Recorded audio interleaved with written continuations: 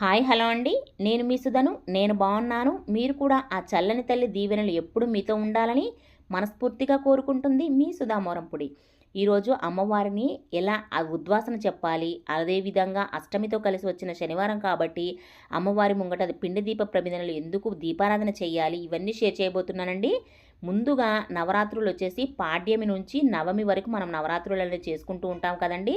ఈసారి నవమి అంటే 2024లో నవమి వచ్చేసి జూలై 14 సాయంత్రం నుంచి ప్రారంభమయ్యి నెక్స్ట్ డే అంటే 15 వరకు 15 ఉదయం వరకు ఉంటుందండి.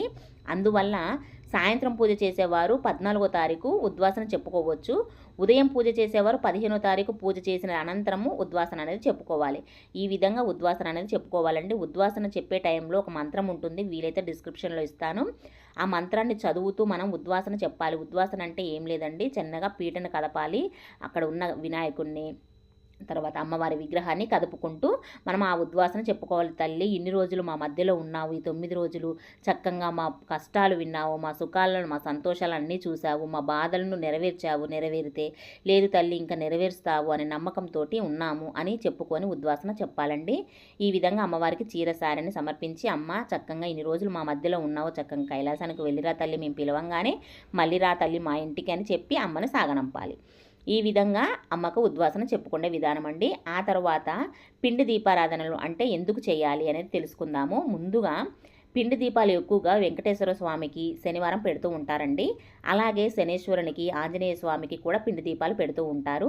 శనివారంతో కలిసి వచ్చిన అష్టమి కాబట్టి ఈరోజు అష్టదీపారాధన పిండి ప్రమిదలు చేయడం వల్ల, ముఖ్యంగా అష్టమితో కూడొచ్చింది కాబట్టి నేను షేర్ చేస్తున్నాను. కొంచెం ముందుగా షేర్ చేసి ఉంటే ఎవరికైనా హెల్ప్ అయ్యేదండి. కానీ ఒకరోజు లేటుగా వస్తుంది నా వీడియో, ఎందుకంటే నేను నైట్ కదా పూజ చేసుకుంటేది, అందువల్లనే లేట్ అవుతుందండి పూజలు. నెక్స్ట్ డే నుంచి ఈసారి తప్పకుండా ముందుగానే మీకు షేర్ చేస్తాను ఏ విషయాన్నైనా కూడా. ఒకవేళ మనం ఉద్వాసన చెప్పినాక కూడా ఆ వెండి ప్రమిద అయినా అంటే విగ్రహాన్నైనా అమ్మవారి ఫోటోనైనా కూడా మనము దీపారాధన చేసుకోవచ్చండి. డైలీ అమ్మవారికి ఆహ్వానం చెప్పినప్పుడు మళ్ళీ వస్తుంది మన ఇంటికి. ఎట్లంటే మళ్ళీ ఇవి తీసి మనం పూజా మందిరంలో పెట్టుకొని డైలీ పూజ చేసుకోవచ్చండి. ఒకవేళ మేము ఇంత నియమాలు పాటించలేము, విధి విధానాలు పాటించలేము అనుకున్న వారైతే భద్రపరచుకోండి. అంటూ ముట్టు లేని ప్లేస్లో భద్రపరచుకొని ఆ తర్వాత మళ్ళీ నెక్స్ట్ ఇయర్ మళ్ళీ అమ్మవారి నవరాత్రులు వస్తాయి కదా, అప్పుడు శుభ్రపరచుకొని మళ్ళీ యథావిధిగా మనం పూజ చేసుకోవచ్చు. మనం ఒకవేళ అష్టమితో కూడుకొని వచ్చిన శనివారాలు అయితే చాలా మంచిదండి. ముఖ్యంగా వచ్చేసి అష్టంతో కూడుకొని వచ్చింది కదండి.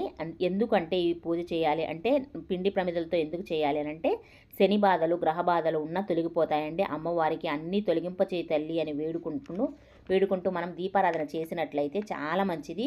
మనకున్న శని బాధలు గ్రహ బాధలు వీటితోనే కదండి మనం సతమతం అవుతూ ఉంటాం. ప్రతి ఒక్కరం ఏ పని చేసినా అవ్వదు. గ్రహ బాధల వల్ల కూడా పిల్లలు పుట్టకపోవడం, పెళ్ళిళ్ళు కాకపోవడం, ఇలాంటి సమస్యలతో బాధపడుతూ ఉంటాము. అందుకని అమ్మవారి ముంగట అన్ని సమస్యలు చెప్పుకొని పిండి ప్రమిదలతో మనం దీపారాధన చేసుకున్నట్లయితే చాలా చక్కటి పరిహారాలు అనేది ఉంటాయి. నెక్స్ట్ వచ్చేసి మనం శనివారం అంటేనే చాలా విశేషంగా పూజ చేసుకుంటూ ఉంటాం కదండి ప్రతి ఒక్కరము. కొంతమంది అంటే దీపారాధనల సమయంలో కొంతమంది ఎవరికి తాహతకు తగ్గట్టు వాళ్ళు ఎట్లా అంటే వెండి ప్రమిదల్లో కానీ, కంచు ప్రమిదల్లో కానీ, మట్టి ప్రమిదల్లో కానీ చేసుకుంటూ ఉంటారు.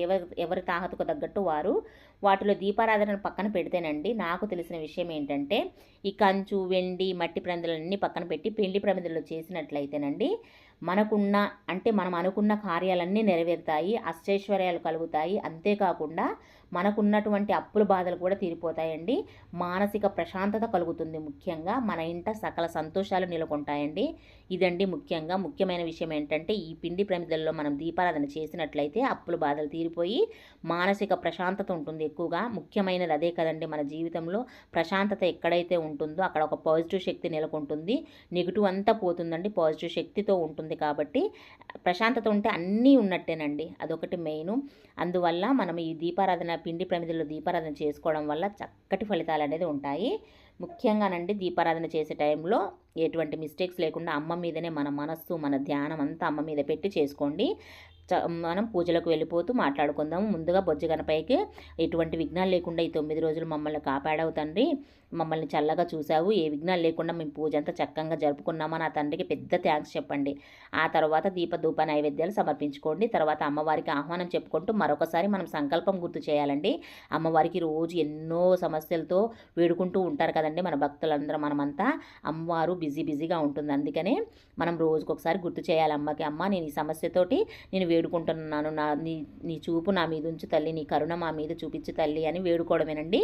అమ్మకి దీపారాధన అనంతరము చక్కగా అమ్మకి ఇష్టమైన పొంగలి కానీ కట్టు పొంగలి మీకు ఇష్టమైనది మన శక్తి కొలది అమ్మవారికి నైవేద్యంగా పెట్టండి. పాలతో చేసిన అన్నంతో పెట్టండి. ఆ తర్వాత పానకం మాత్రం తప్పకుండా పెట్టండి డైలీ వచ్చేసి. ఇంకా మామూలుగా దీపారాధన చేసుకునేటప్పుడు కూడా అమ్మకు ఆహ్వానం చెప్తే అమ్మ మన ఇంటికి వస్తుంది కదా, కైలాసానికి వెళ్ళినా మన మాట ఎక్కడున్నా వింటుంది కదా అమ్మ. అప్పుడు కూడా నైవేద్యంగా పానకం మాత్రం తప్పకుండా పెట్టండి.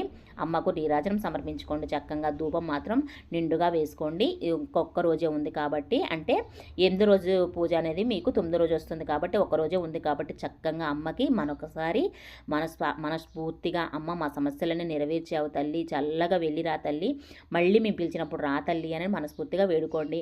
అమ్మ మీకున్న సకలం అమ్మ మీకు చేకూర్చాలని మరొక వీడియోతో మళ్ళీ కలుస్తాను. అంతవరకు సెలవు మరి.